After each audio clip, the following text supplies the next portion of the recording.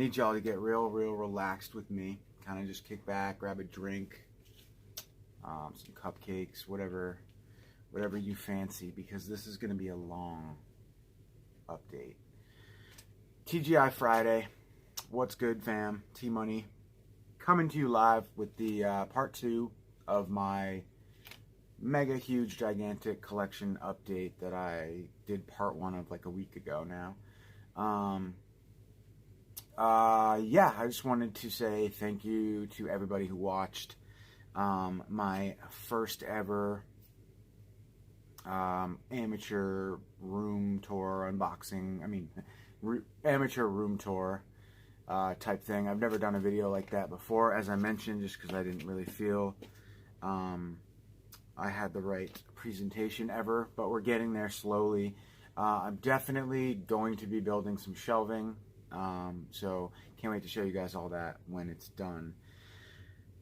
So anyways, let's get into this update. I got a ton of stuff here.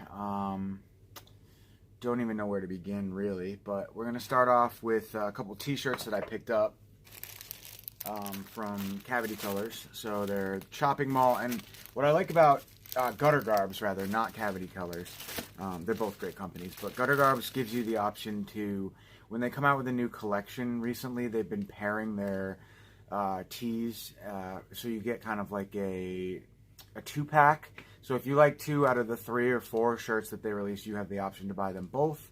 And so in this case, I did just that because Chopping Mall is a great movie. It's fun, and I really did like these 2 t-shirts in particular.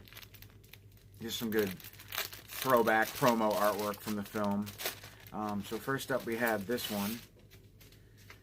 Just your typical Gutter Garbs, like vibrant color scheme. Just cool. I love the blue. It really does pop. Not so much on camera, but it does pop. So that's sweet. And then I grabbed this one, which is classic. And I'll show you guys this real quick. Obviously haven't taken them out of the bags yet, but I actually used one of these bags, because if you look at these bags, they're actually like a super large size, like a triple extra large size DVD plastic cellophane wrap type thing. They actually fit over one of my, I can't remember what, but something. It was like a perfect fit. So just to keep, you know, it dust proof in this basement and all. But some awesome, the glare is pretty shitty. I apologize for that, but just some awesome Chopping Mall promo artwork there. So gotta love it. And so those are the lone 2 tees I got. I forget what else. Did I show you these? I don't know if I did. It's been so inconsistent lately, I don't even remember. But Pixel Elixir put out this series, and I forget now what it's called off the top of my head. And I apologize if I've already showed you guys these. I really can't remember. But I grabbed the Leatherface and the Michael Myers editions from Pixel Elixir, so you can grab them over there. They do pins for like Severin sometimes. When Severin does like a bundle, they'll do the pins for those, and they're just a really good company. I've ordered their pins periodically throughout the last few years, and just if you collect pins, they're great. They're high quality, very detailed and shiny, good pins. So yeah, so those are cool. All right, so the 2 DVDs that I have to show you guys in this update, actually it's just really one, I think, is the Spirit Gallery. I grabbed this from Diabolic. Everything's open, so I'm just going to plow through because I do have a ton of titles. Love, Lust, and Severe Mutation. It's a shot-on-video film. A woman obsessed with a secluded artist travels beyond reality in the Spirit Gallery. So, from a director on George Romero's Tales from the Dark Side and the writer of Stuart Gordon's Stuck in Deathbed comes the Spirit Gallery, a semi-divine tale of lust, love, and severe mutation. So yeah, the body is altered, the skin is diseased and in need of a new host to survive, but can love win out? So, sounds crazy. Spirit Gallery, I don't know. All right, so now this is the challenging part. What to show you guys first? All right, so Kino Lorber had a huge sale, and don't look over here. By the way, I know everybody's gonna look over here now, but if you don't want to be spoiled, then you won't look over here. I just have very limited space, so I have to just kind of do everything here. But Kino Lorber had a sale. Semi-recently, I think a little bit before Halloween and October sale, and it was mostly horror stuff. So I took the opportunity to grab a bunch of titles that I didn't have. So I grabbed Ray Liotta and Linda Fiorentino in Unforgettable. And when Kino has the sales, most of you guys know, titles are anywhere from like $6.99 to $13.99 generally. Sometimes specific titles aren't on sale if they're new releases or if they're redemption titles, but redemption happened to be on the list this time around, which is rare. So anytime Kino has a redemption title sale, I usually jump on it because I do collect the redemption line. A lot of good like French and foreign filmmakers releases, films put out by foreign filmmakers on this label, this sub-label of Kino Lorber Redemption. Jean Rollin being one of my favorites. So The Demoniacs from Jean Rollin. And then Jess Franco's Exorcism. So this is number 23 and number 12. And then I also grabbed Demon Witch. I haven't seen, actually, I've seen Demoniacs. I have a really nice German edition of that. I haven't seen Virgin Witch for sure. Can't remember if I've seen Franco's Exorcism, but I had to grab these for the collection. I did not have them, so getting closer, but not quite there yet. Footages. So that's cool. And then I grabbed a few more Kino titles. Bela Lugosi and The Death Kiss. This is from Kino Classics line. So the Kino Classics titles are generally a little bit more expensive. So this one I think was the most expensive in that lot. It was like $13.99. But usually pretty good supplemental features. Just nice releases. Definitely a good film. So Bela Lugosi, an older role, of course, from the great Bela Lugosi, The Death Kiss. And we have The Champagne Murders. Never seen this, starring Anthony Perkins, so I had to grab that for dirt cheap. Bright Angel, starring Lily Taylor. Pretty cool. 1991, kind of a drama, I think. Suspense drama.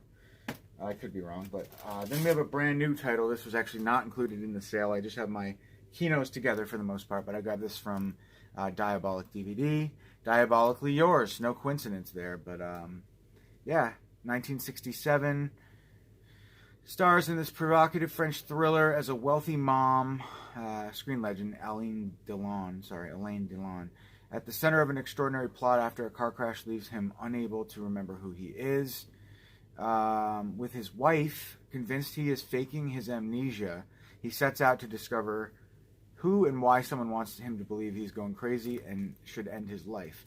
Wonderfully directed by Julien Duvivier, who did Panique, and beautifully shot by Henri Deca, who did Les Samurai, co-starring Peter Moschbacher and Sergio Fontino. So, cool. Diabolically Yours.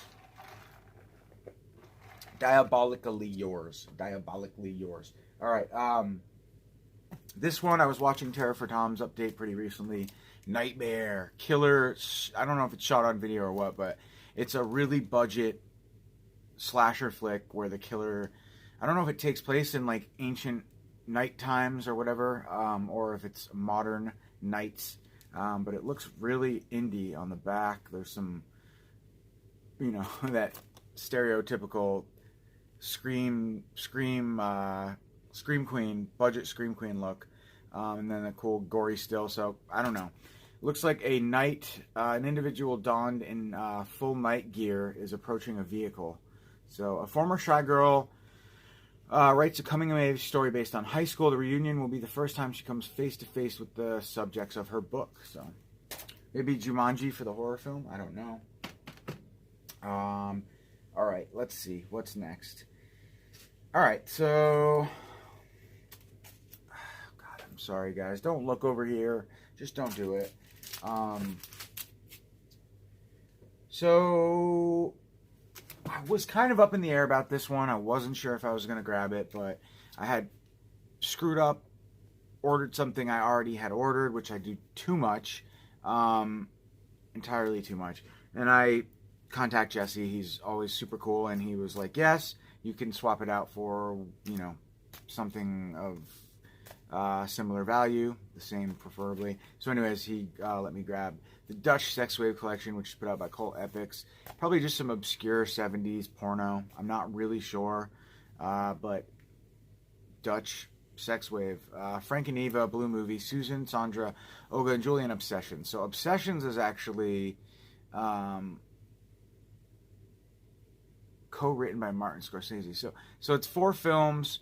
I know Obsessions is more like suspense thriller, I think, like Peeping Tom-esque. Maybe not, but Susan, Sandra, Olga, and Julie, pretty sure that's just like some sleaze. So it's kind of like erotic thriller movies, I believe.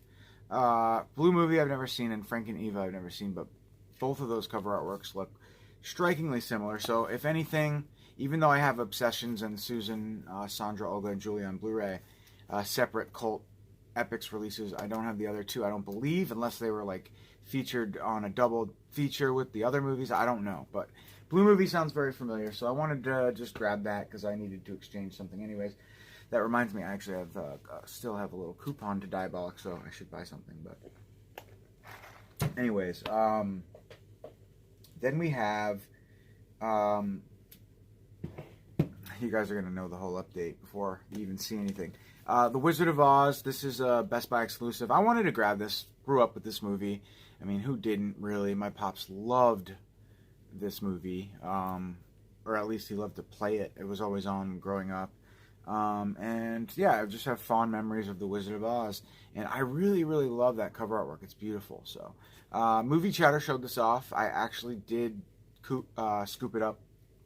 I was in Best Buy a few days before, and they had 1 copy of this left. Come to find out, I ordered it from Zavvi as well. That came in yesterday. So if anybody wants a UK version of this, I'm going to keep the Best Buy exclusive. Holler at me. I'm pretty sure it's all region, but if I'm mistaken, let me know. But I just really dig this cover artwork. It's really classy, I guess you could say. I don't know. I like it. Who doesn't love The Wizard of Oz? I should revisit it, too. It's been so long.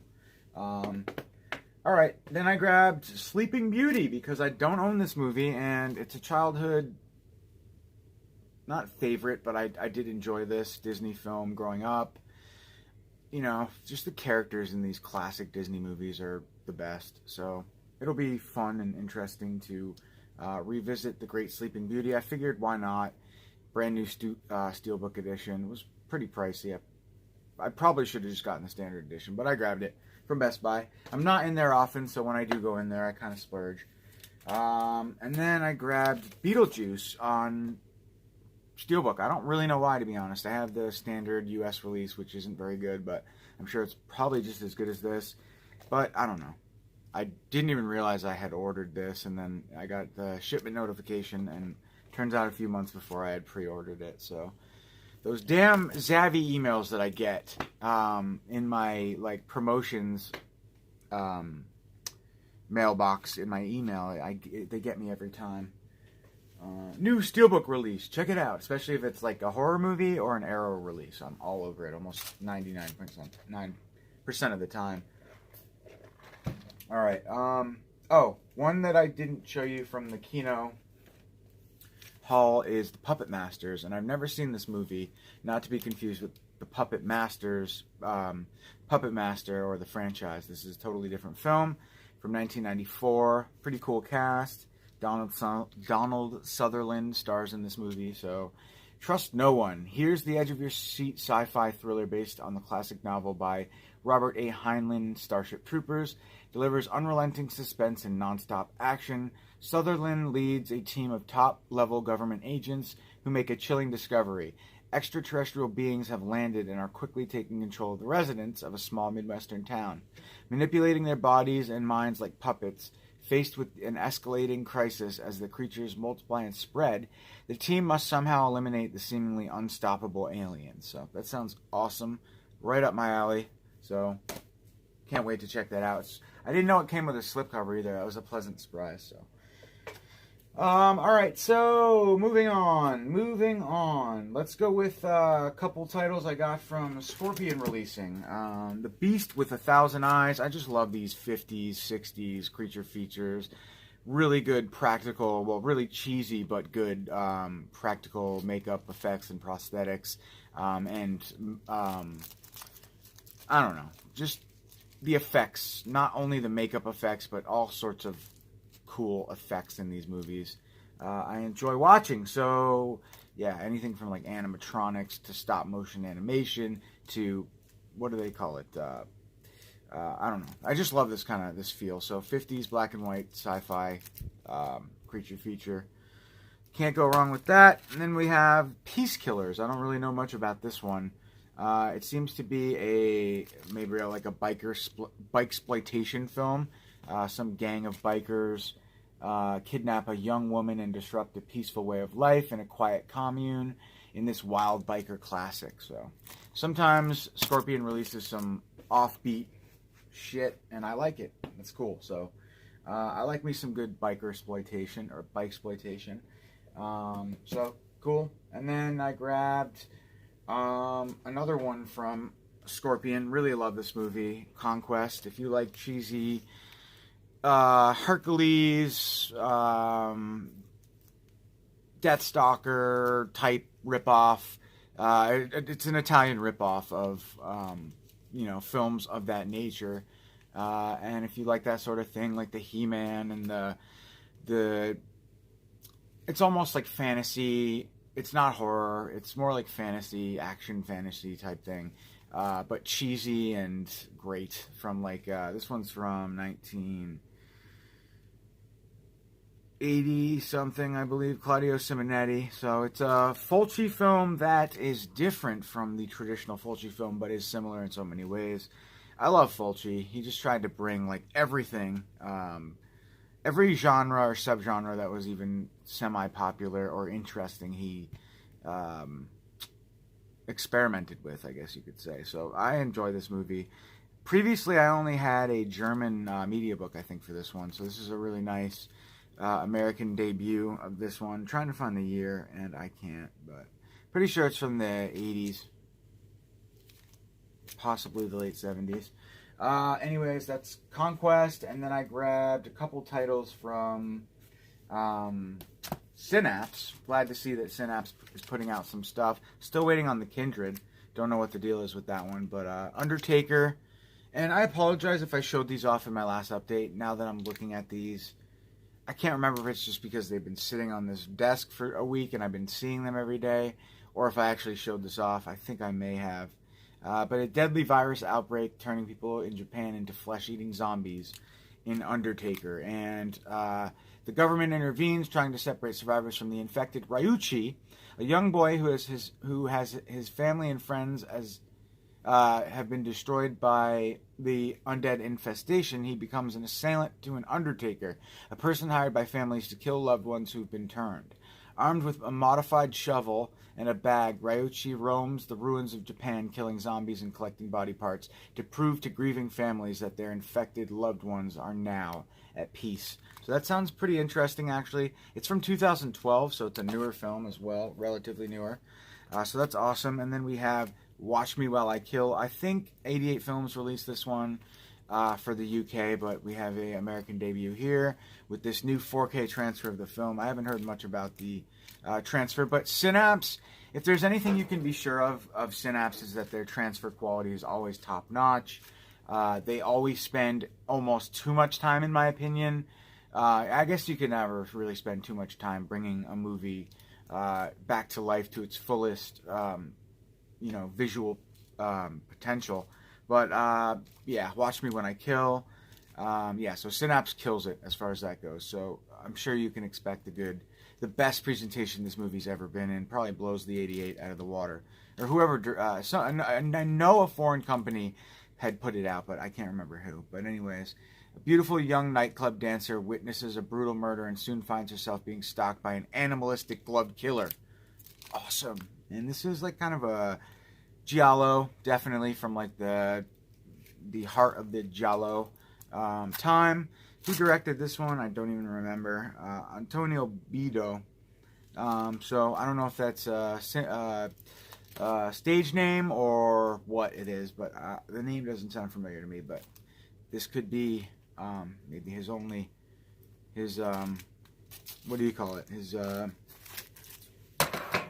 prized possession, the best film in his career, whatever. Next up, we have Man of a Thousand Faces. Really can't wait to check this one out. Arrow Academy, new release from basically just talking about the godfather of effects. I mean, Lon Chaney, the man, the myth, the legend, the beast. Everybody loves Lon Chaney. How many different characters did he portray and play, and the makeup effects that he created? He was just the man. I mean, seriously, talk about like Tom Savini being the godfather of gore and practical effects. It's this man right here. You could probably ask Tom Savini and he'll tell you that. Everybody knows Lon Chaney. I mean, everybody knows Lon Chaney. Everybody. Why do I even have to go there? I don't, Zimmy. I don't. Man of a Thousand Faces. Stoked to check it out, though. Sort of like a biography, I think, type study of / homage to, yeah, I don't know. It's another enthralling biopic. There you go. Biopic. Okay. Next up, I couldn't remember what the word was, but anyway, Scary Stories to Tell in the Dark. I like this movie quite a bit. I saw it in theaters. I liked it. What can I say? I really dug Harold. I grew up with these stories, I guess you could say. Every year we would go away and camp, and around a fire we would tell scary stories to tell in the dark. Just kind of our little ritual. And yeah, I mean, I just grew up with these, so it hit a chord for me. I would say some of the makeup or some of the CGI was horrible, like the Marshmallow Man thing, and even like the last sequence with that contorted thing. I mean, so it was okay. Like some of it worked, but I think some of it was just over the top and really goofy looking. The one where the Marshmallow Man thing kind of like eats up the kid, and it's just weird. That was bad. I didn't like that CGI at all. But then you have like Harold, which is a great, just a great example of how CGI can be used effectively. When he shoves the freaking, what do you call it, thing into him, and he turns into it was awesome. So good. But yeah, I really did like this, and I love the Who Ate My Toe sequence as well. Again, spotty CGI in some of it, in my opinion, but I liked it. I loved it, actually, quite a bit. Although I do have to say it was better. I watched it now twice since I've owned it. I like the theatrical experience just a little bit more. It's a movie that definitely goes well in theaters. But so yeah, that's awesome. Then we have a new one from Arrow Video. I haven't even opened this yet. Nightbreed. This movie, honestly, I like it. It's definitely not my favorite Clive Barker film, but I just feel like, well, what am I saying? I bought it, so I obviously like it enough to buy, but sometimes I question that too. Question my own self, but yeah, Nightbreed.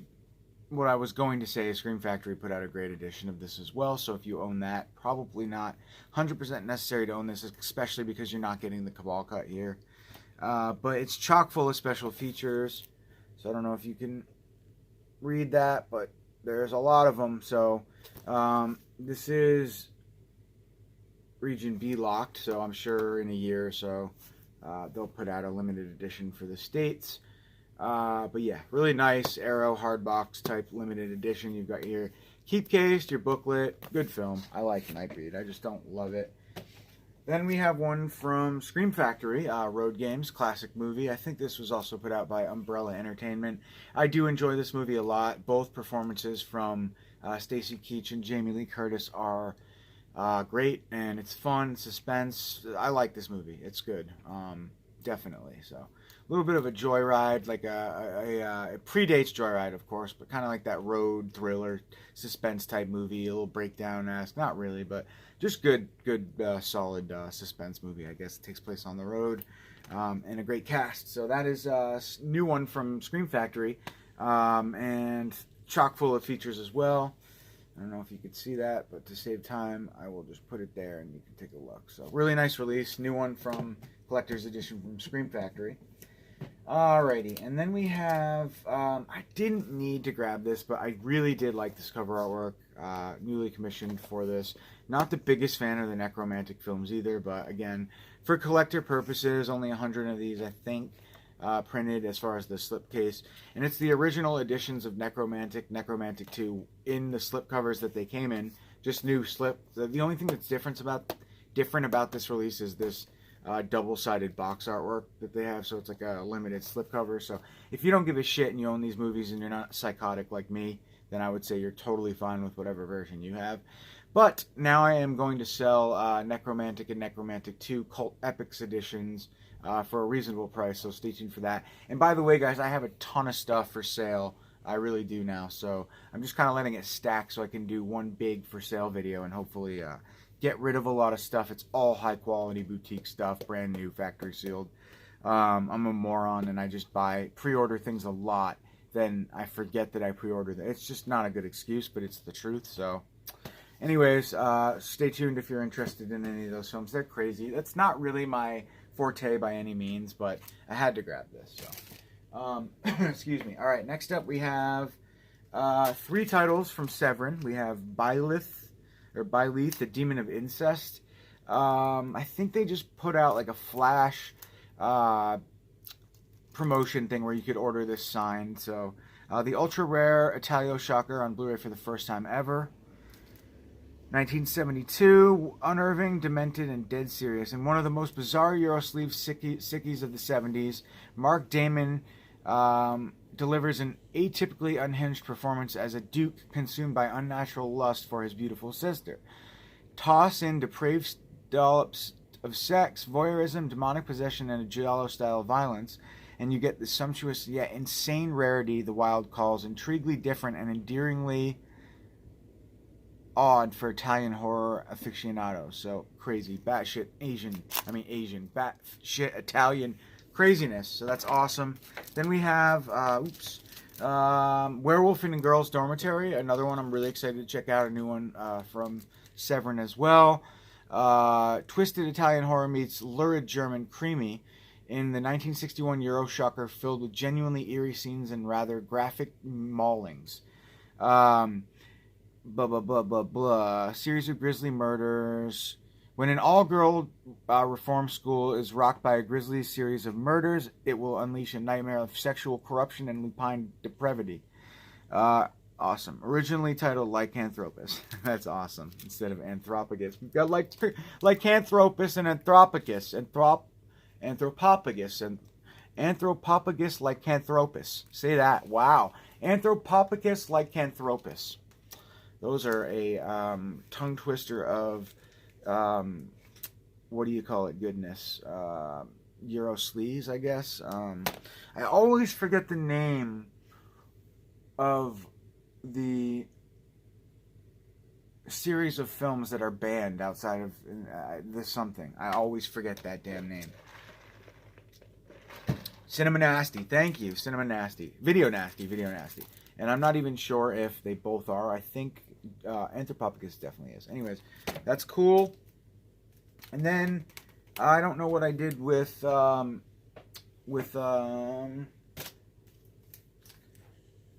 it's over on the table there. Hang on 2 seconds, guys. Sorry. I actually watched this last night, so I have it out. But we have Paganini Horror, which was also put out very recently by 88 Films. I have not watched the 88 Films version, but I did watch this.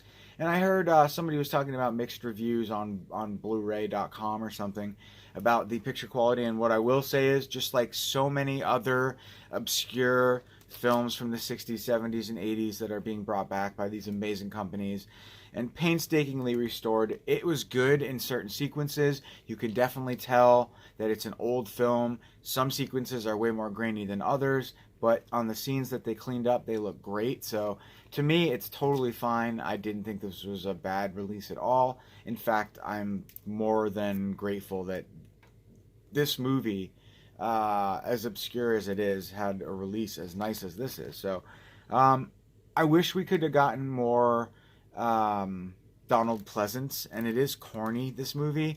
Like the sequences with Paganini, this haunted, basically violinist is murdering these girls in this, I think it's a mansion or something. But it was almost like I was in like a dreamlike state when I watched it, so I should probably watch it again where I can be more alert. But I enjoyed it, so it's, you know, I think I read you guys the synopsis in the last one, but when an all-age girl rock band, they basically play, they get this script or whatever, and they start performing. It's the music of the deceased great Paganini, and they summon him basically by playing his music. It's fun, you know. It's cheesy. It's 80s. It's slasher-esque, and you've got this cool maniacal ghost with a violin. It's fun. And practical effects all throughout, of course, so it's good. I enjoyed it, and it's a nice release. So, again, if you're interested, I personally think Severin put out some awesome stuff this month. Sorry, what am I trying to show you guys? The special features. Sorry about the glare and the shittiness of that, but hopefully you can see it. But anyways, awesome. And then I have a really good film. Again, I'm not sure if I showed you guys this yet, but Two Evil Eyes. I love this movie. It's one of my favorite anthology films, particularly the first story. What is it called? Oh man, it's definitely directed by Romero.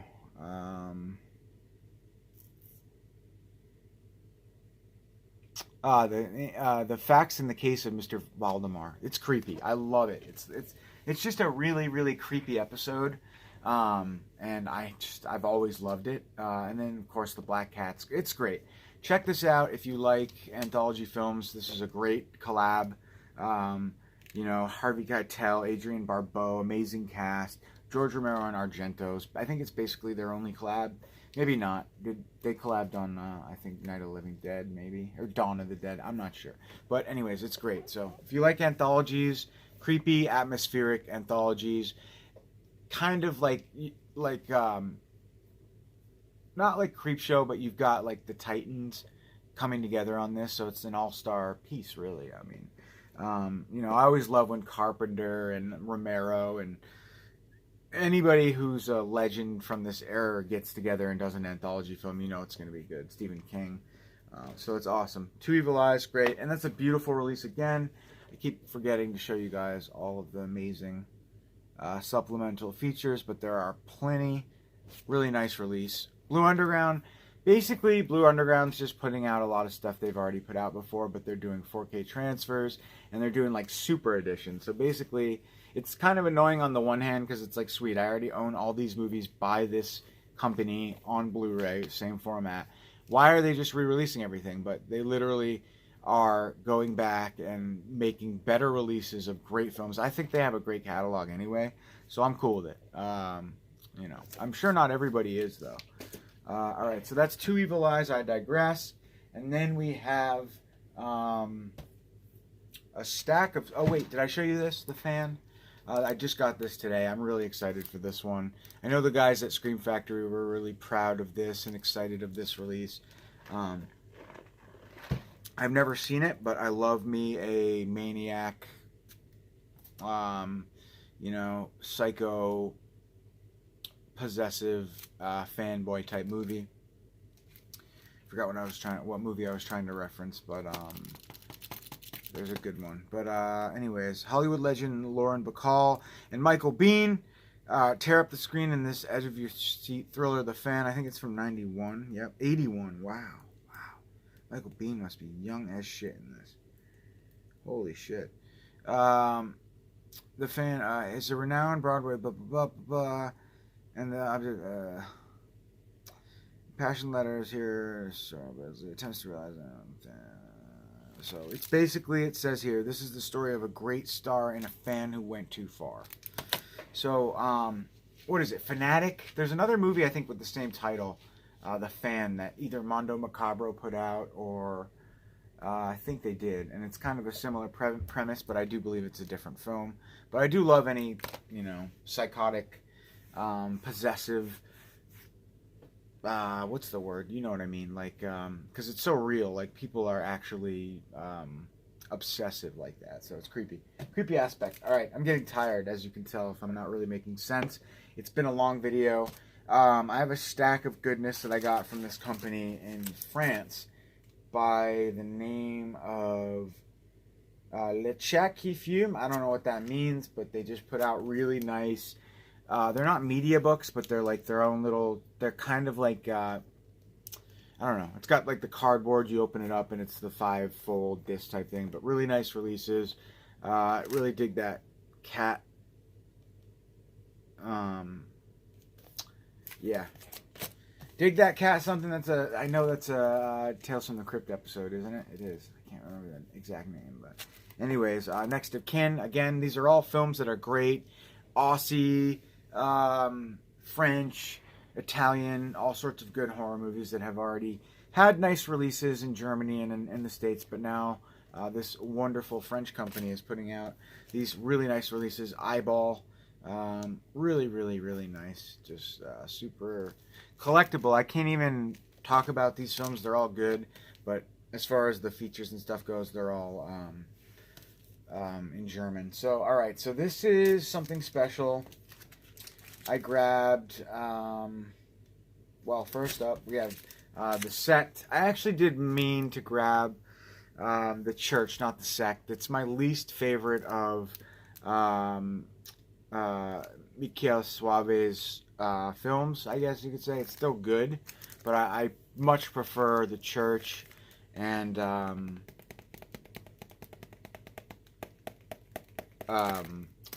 Della Morte dell'Amore. I mean, those are my two favorite Soave films, and I know there's one other one, but The Sect. It's a nice release, again, in the same style. It's the media book thing, or the pull-out with the cardboard cutouts. I think there's probably maybe a leaflet in here, too. I don't know, but it's limited, so I had to scoop that one up as well. These are all really nice, high-quality editions. And then I grabbed probably one of my favorite slashers of all time, easily, Maniac. And who doesn't love Maniac? Spinell's performance, probably the best. Probably the best.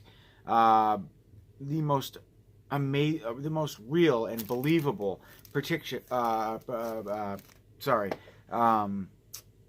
what's the word? Depiction of a real-life serial killer. I mean, he just nails it. It's so good. This movie's amazing. The ending is batshit crazy. I don't know. I love it. But I love it so much that Le Chat put out 2 different releases. This one's sold out. This one's still available. The only difference, I think, is that this one has a few more discs, and I believe maybe a soundtrack. This one has no soundtrack. I believe there's one main difference. So if you don't give a shit about the soundtrack, pick this up. Support this company. They're putting out some really awesome stuff. And this is, I mean, ridiculous how much there is here in the way of features and stuff. So super nice. Love Maniac. If you guys are fans of Maniac, go pick this up, support them. I think they're Region B locked. So I don't know, is Canada Region B locked? It's definitely a Canadian release. Yeah, so I don't know, but awesome. All right, and last up we have a stack of media books that I grabbed. All really, really, really awesome stuff. Maximum Overdrive, really thick, nice media book from Germany. Love that cover artwork too, of course. Had to grab that. It's a nice thick media book. And then we have a movie I've never seen before starring Meryl Streep. It is called A Cry in the Dark. So if this has an alternate title or something, looks to be like a suspense thriller type movie, let me know though, because I'm not really sure about this. I'm not sure. Maybe, for all I know, it is a title that I'm aware of, but I just don't know because of the German. But anyways, let me know. Cry in the Dark. Love this movie so much. Hell Night, one of my favorite 80s slashers for sure. Had to grab this media book put out by Some random German company, M Square it's called. I always loved this, and I believe this is uncut, and I'm not sure if the Scream Factory release is, to be honest. So if it's uncut and they're not, then I'm definitely gonna rip this open and give it a watch. I love Hell Night. I love the mythos, the story, the taking place in the mansion, the killer, the deformed son. It's just great. I love this movie. I love anything that's like this, as far as a slasher movie goes. Then I grabbed another copy of this. I didn't need this, to be honest, but I grabbed it anyways. Vincent Price, Christopher Lee. This is cover A of the Oblong Box. Just another one. To be honest with you, I thought this was an entirely different movie based on this cover artwork, but it's not. It's the Oblong Box, so yeah. It looked more like, oh god, Bloody Bloody Bible Camp than it did the Oblong Box to me, so that one. And then Gothic, which I want to revisit this movie. I want to like this movie. I know a lot of people rave about it, and I picked up the Vestron video release of this movie, and I tried to give it a watch, and I just couldn't get into it. So, I mean, NSM Records is going to drop some beauties. I'm going to pick them up most of the time when I can. So, I grabbed it. Gothic. Really nice release as well. So, NSM Records, one of my favorite media book companies. And last, but certainly not least, wow, I blew through this pretty quickly. I'm proud of myself. We have a title from my man, Chucky Gore, coming through once again, hooking me up with a great deal on this rare NSM Records Frogs media book, Attack of the Frogs. I love this movie. It's so good. It's so much fun. I just found out the other day the Scream Factory releases, I think it's Reptilius and Frogs, is out of print. So that took me by complete surprise. Coincidental that I picked this up, even though I do own that release. I had to grab this, though. Chucky hit me up, said he was getting rid of a few things. And this one definitely piqued my interest. He's always given me the best deals. He is the man, one of my best friends, I'd say, on social media for sure. Just because he's the best dude. He's so chill. Such a good dude. So, anyways, I'm done blowing you. I love you, Chucky. Thanks, everybody, for watching this video. And stay tuned. There will be plenty more coming when I feel like getting around to it. I've kind of just been just chilling lately. I'm not in any rush anymore. So stay tuned. There will be more. Alright, guys. Have a great weekend. I am going to go freaking pass out pretty soon. My eyes are like closing. Good night. Bye.